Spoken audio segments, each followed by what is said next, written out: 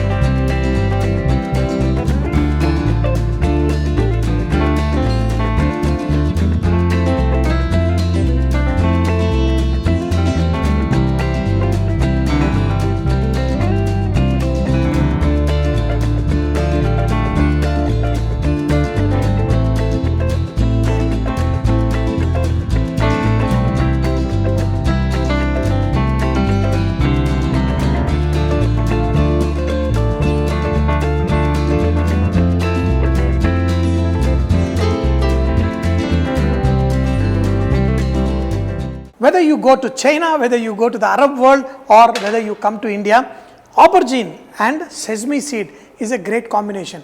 How these flavors evolve over thousands of years is God knows.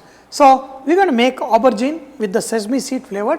Along with that, we can add some nice stock to it, or else we will create our own thing by sauteing the vegetables and cooking it in the water.